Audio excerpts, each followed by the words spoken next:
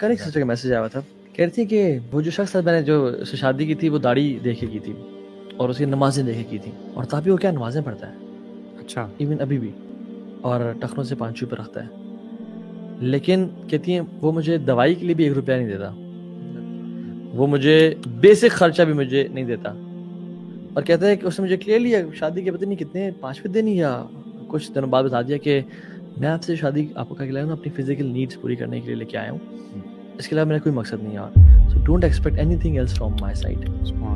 कितने 13 साल हो गए आज हमारी शादी को, हम एक दफ़ा डाइन आउट के लिए नहीं गए, एक दफ़ा भी।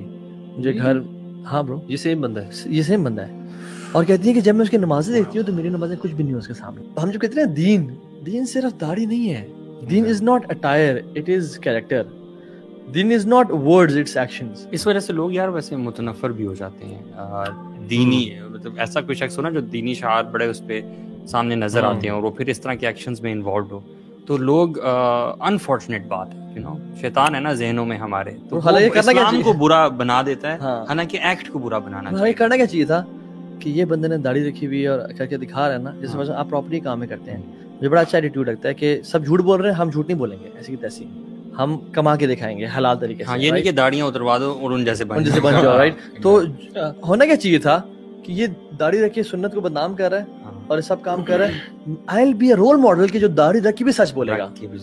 ये होना चाहिए था कि शैतान किसी से गुमराह करता है हमें, और हमारी ग्राउंडिंग्स दीन के हमें स्ट्रांग नहीं होती। वो कहता है कि अच्छा दीनदार ऐसे होते हैं, हालांकि दीनदार ऐसे नहीं होते, दीनदार अल्लाह के नबी जैसे और सहाबा जैसे होते हैं। जिससे आप शादी कर रहे हैं ऐसे बंदे से करें जो कैरेक्टर वाला हो, ठीक है।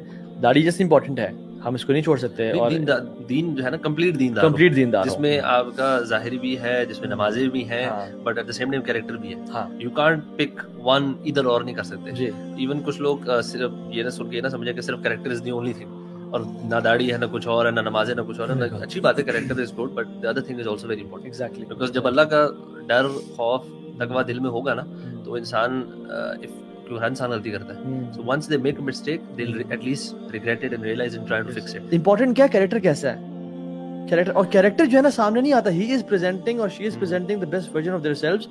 कैरेक्टर सॉलिट्यूड की खूबसूरती का नाम है यार। इस तरह की केसेस में ना मुझे ये है कि देखें जो सिस्टर हैं उन्होंने अपनी एस्टिमेशन के मुताबिक, जिस तरह के अल्लाह के नबी सल्लल्लाहु अलैहि वसल्लम की हदीस भी है कि वो अपनी सोच समझ के मुताबिक वो एक्शन लो जो कि सुन्ना के करीब है, और सब चीज़ों को देखते हुए, तो इन सिस्टर ने अपने मुताबिक बिल्कुल सही एक्शन लिया।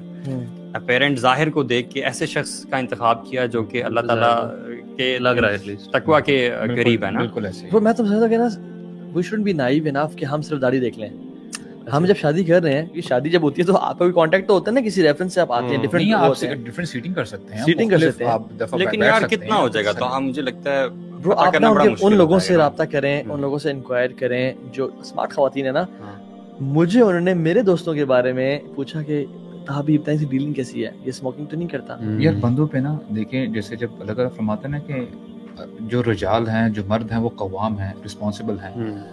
अगर बंदा अपनी रिस्पॉन्सिबिलिटी से जान छुड़ाता ना कि नहीं मेरा काम है, बस मैंने पैसे कमा लिए, इनको छत दे दिया, दैट्स इट, कोई एथिकल वैल्यू नहीं है, कोई उनको जो है ना कि यानी जिंदगी गुजारने का तरीका नहीं बता रहा, तो फिर उसका द डे वुड कम कि उसके ये पैसे कमाना और ये वो उसके काम नहीं आएगा, वल्लाही काम नहीं है। कुल्लुकुम राइन व कुल्लुकुम मसऊलन अन रइयती। एग्जैक्टली। तो ये this is what we have to understand. हमारे ऊपर वी बीइंग एज कवाम, फॉर एग्जांपल हमारे फादर्स हैं या हम अपने घर के कवाम हैं, बहुत बड़ी रिस्पॉन्सिबिलिटी है, और हमसे पूछा जाएगा कि तुमने जो है अपनी वाइफ के साथ क्या तुमने ट्रीटमेंट की है, तुमने अपने बच्चों की क्या तरबियत की है। बच्चे पढ़ लिख जाते हैं लेकिन दीन का कुछ भी पता नहीं होता।